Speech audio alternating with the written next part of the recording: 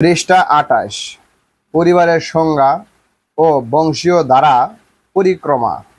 বিবাহ বন্ধনে আবদ্ধ একজোড়া নারী পুরুষ তাদের সন্তান সন্ততি সহ বসবাসকেই পারিবারিক জীবন বলা হয়। স্বামী স্ত্রী ও সন্তান সন্ততির সমষ্টিই পরিবার। বাংলাদেশ তথা উপমহাদেশে যৌথ পরিবার ও একক পরিবার এই দুই ধরনের ব্যবস্থা চালু রয়েছে। যৌথ পরিবারে পিতামাতা তাদের সন্তানদের, বিশেষ করে তাদের ছেলেদের সন্তানাদি অর্থাৎ নাতি নাতনি, এমনকি কোনো কোনো ক্ষেত্রে তাদের মেয়ে জামাই ও তাদের সন্তানাদি সহ বিরাট পারিবারিক ব্যবস্থা চালু থাকে। এক পরিবারভুক্ত না থেকেও মেয়ে জামাই, নাতি নাতনি সহ এক পরিবারের ধারণা দেখা যায় রাসূল সাল্লাল্লাহু আলাইহি সাল্লাম এর জীবনে।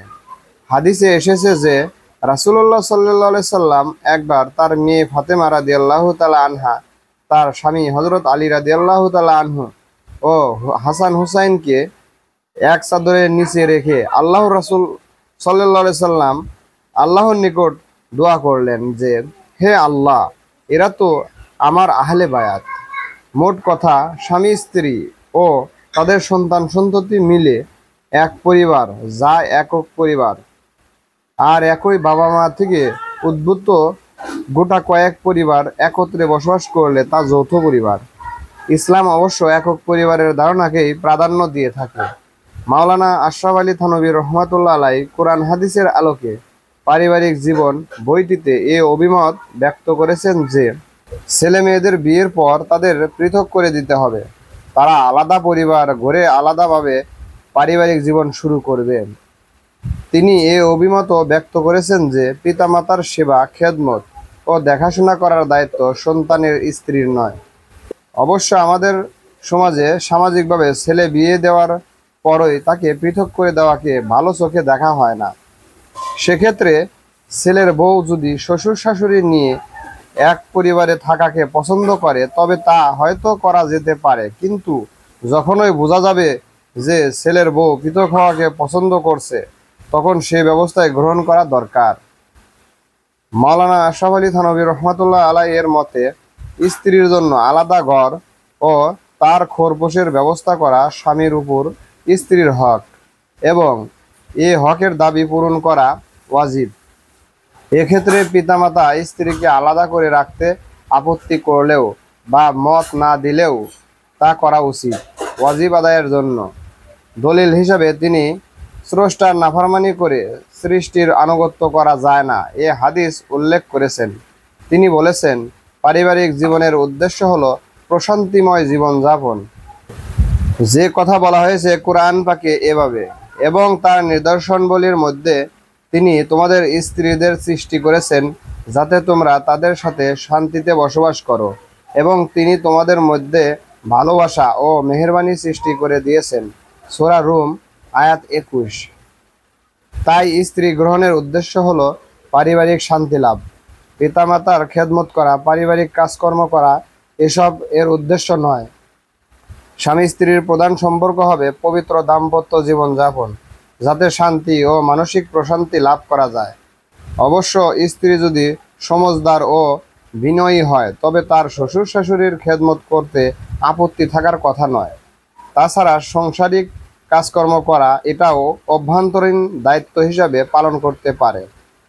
এটাও পারিবারিক শান্তির অন্যতম কারণ হতে পারে, কেননা প্রত্যেক স্বামীর পক্ষেই কাজের লোক রেখে পাক শাক করানো ও পারিবারিক অন্যান্য কাজ আঞ্জাম দেওয়া সম্ভব নয়। তাই পারিবারিক শান্তির প্রয়োজনেই এসব কাজে স্ত্রীকে ব্যবহার করা যেতে পারে। অবশ্য যদি এসব কাজ পারিবারিক শান্তির ব্যাঘাত সৃষ্টি করে তাহলে স্ত্রীকে আলাদাভাবে রাখারই ব্যবস্থা করতে হবে স্বামীকে। পৃষ্ঠা ২৯। একক পরিবার ও যৌথ পরিবার। যৌথ পরিবারের যেমন কতক ফায়দা রয়েছে তেমনি রয়েছে কতক অসুবিধা। যৌথ পরিবারের ফায়দাগুলো হলো: ১. কোনো স্বামীর আয় সীমিত হলে যৌথ পরিবারে যেহেতু সকলের আয় একত্রিত হয়, আবার খরচও হয় কম, তাই সেক্ষেত্রে স্বামী স্ত্রীর খরচ চালানোর একটা ব্যবস্থা হয়ে যেতে পারে।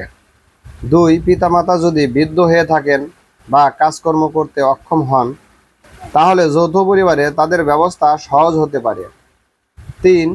যথাযথ সমন্বয় ও মিলমিশ থাকলে যৌথ পরিবারে শান্তি বজায় থাকতে পারে। সেক্ষেত্রে যৌথ পরিবার কোনো সমস্যা নয়, বরং বিয়ের পর ছেলে ও ছেলের বউ সুখে শান্তিতেই বসবাস করতে পারে। আবার যৌথ পরিবারে নিম্নলিখিত কারণে অশান্তিও হতে পারে। 1. আয়ের তারতম্যের কারণে পারিবারিক হিংসা বিদ্বেষ রেষারেষি সৃষ্টি হতে পারে। একত্রে থেকেও আলাদাভাবে আলাদাভাবে আয় করার ও টাকা পয়সা জমানোর প্রবণতা সৃষ্টি হতে পারে। 2. পরিবারের অভ্যন্তরীণ কাজকর্মে ঠেলাঠেলি ও বিশৃঙ্খলার সৃষ্টি হতে পারে।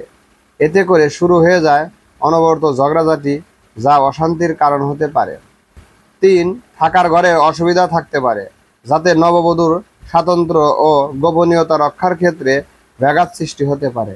এসব কারণে স্ত্রী যদি খুবই সহনশীল না হয়, তবে একত্রে চলা হয়ে উঠতে পারে খুবই কঠিন। সেক্ষেত্রে যৌথ পরিবার হয়ে উঠবে অচল। তখন স্বামীর আলাদা ব্যবস্থাই শান্তির পথ হতে পারে। অবশ্য বর্তমান সময়ে চাকুরি বাকুরি ও অন্যান্য কারণে একত্রে না থেকে দূরে অবস্থানের কারণে পৃথক ব্যবস্থাও হয়ে যায় অনেক ক্ষেত্রে স্বাভাবিক। সেক্ষেত্রে একক পরিবারই চালু হয়ে যায়। মোট কথা, স্রষ্টা মানুষকে স্বাভাবিক জীবনধারা পরিচালনায় পারিবারিক জীবনযাপনের ব্যবস্থা করে দিয়েছেন। এজন্যই প্রথম মানুষ হজরত আদম আলাইহিসসালাম এর সৃষ্টির পর তার জুরি হিসেবে বিবি হাওয়াকে সৃষ্টি করে দিয়েছিলেন মহান আল্লাহ। আল্লাহ পাক কোরআনে বলেন, তিনি তোমাদের স্বজাতীয় মধ্য থেকে তোমাদের জন্য জুরি বানিয়েছেন এবং অনুরূপভাবে জন্তু জানোয়ারদের মধ্যেও তাদেরই স্বজাতীয় জুরি বানিয়েছেন এবং এভাবেই তোমাদের বংশবৃদ্ধি ও বিস্তার করেন। সূরা শূরা আয়াত 11, পৃষ্ঠা 30।